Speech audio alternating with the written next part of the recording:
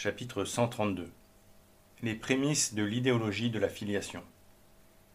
On peut lire dans un article de Joseph Rodi, publié en 1966 dans Look Magazine et intitulé How the Jews Changed Catholic Thinking, comment les Juifs ont modifié la pensée catholique. Pour ce qui est des principes essentiels de leur foi, la plupart des catholiques romains s'en remettent aux questions pertinentes du catéchisme, ainsi qu'aux réponses données à ces dernières et assorties de l'imprimatur. Les élèves des écoles catholiques retiennent tout cela et l'oublient rarement tout au long de leur vie.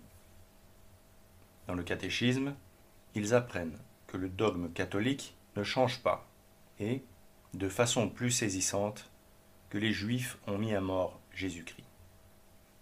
Au cours des 20 derniers siècles, à cause de ce concept chrétien, l'antisémitisme s'est répandu comme une sorte de maladie sociale dans tout l'organisme de l'humanité.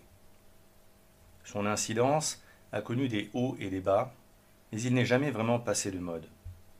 Les esprits malveillants, qui se disputaient entre eux sur tout autre sujet, pouvaient toujours se rejoindre dans le mépris des Juifs. C'était là une sorte d'accord tacite qui devait déboucher sur Auschwitz.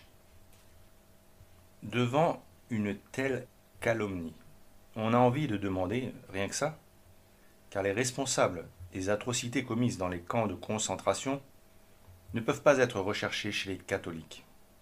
N'en déplaise aux propagandistes de cette repentance maladive, dégoulinante et dégoûtante, contre laquelle il n'existe qu'un remède, la vérité.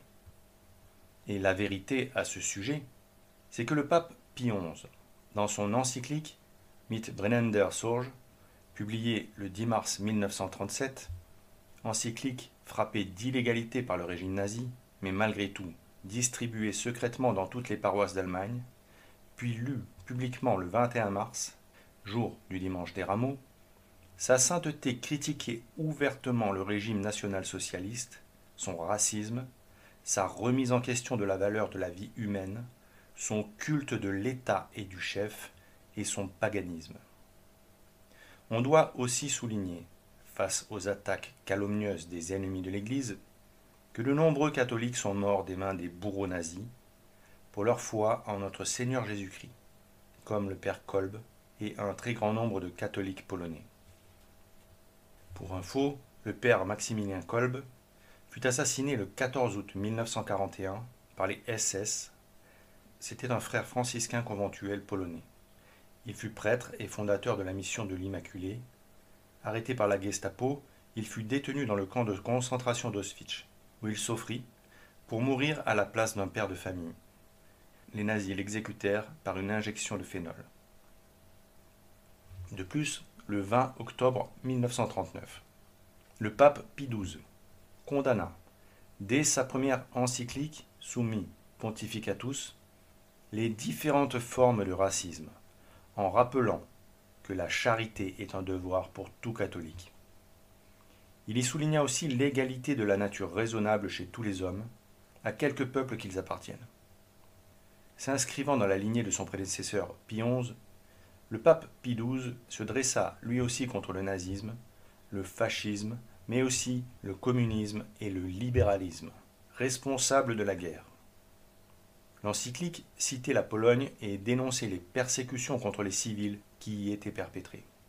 Déjà, dans des milliers de familles, règnent la mort et la désolation, les lamentations et la misère. Le sang d'innombrables êtres humains, même non combattants, élève un poignant cri de douleur, spécialement sur une nation bien-aimée, la Pologne. L'Allemagne nazie, clairement visée, réagit alors. L'impression et la distribution de l'encyclique y furent interdites et réprimées, et 2350 prêtres et religieux furent injustement arrêtés, déportés et assassinés. Pour Noël 1939, le pape Pie XII condamna à nouveau les exactions atroces des régimes totalitaires, nazis et communistes. Nous avons dû, hélas, assister à une série d'actes inconciliables aussi bien avec les prescriptions du droit international qu'avec les principes du droit naturel et même les sentiments les plus élémentaires d'humanité. Ces actes, exécutés au mépris de la dignité, de la liberté, de la vie humaine crie vengeance devant Dieu.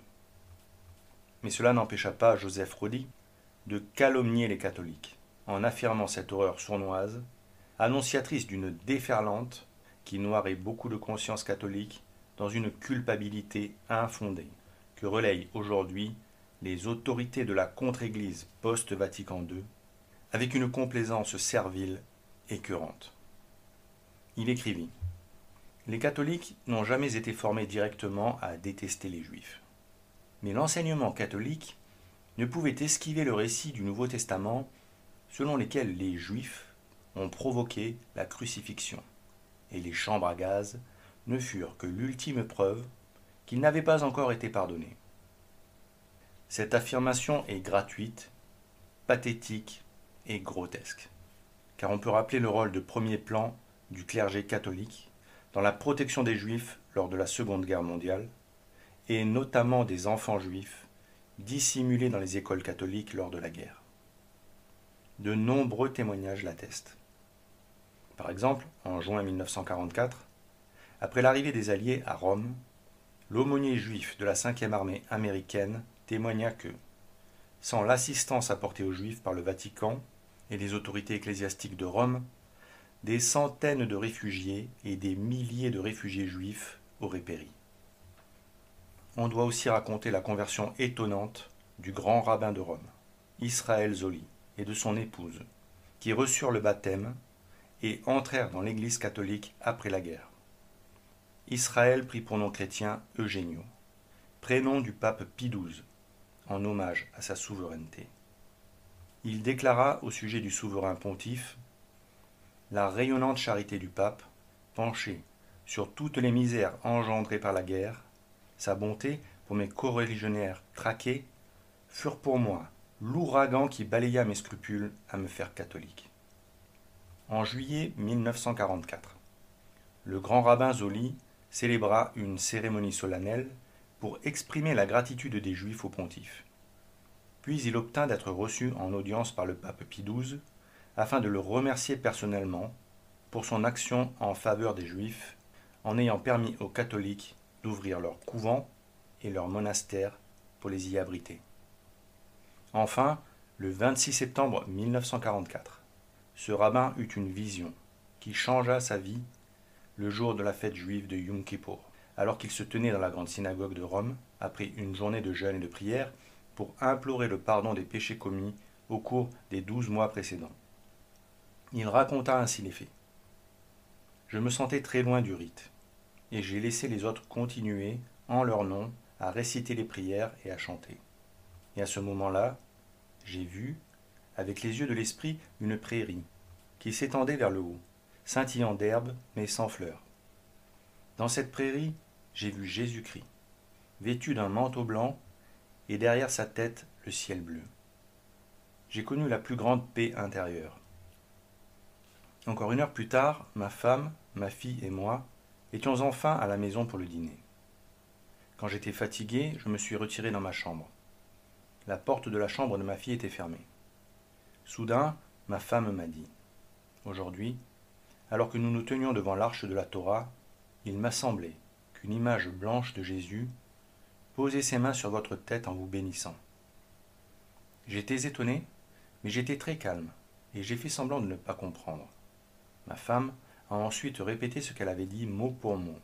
Au même moment, nous avons entendu notre plus jeune fille Myriam qui a appelé de loin : Papa, je suis allé dans sa chambre. Qu'est-ce que c'est ? Vous parliez de Jésus-Christ ? Tu sais, papa, j'ai rêvé que j'ai vu un Jésus très haut, mais je ne me souviens pas de ce qui s'est passé ensuite. On peut aussi souligner cette déclaration d'après-guerre.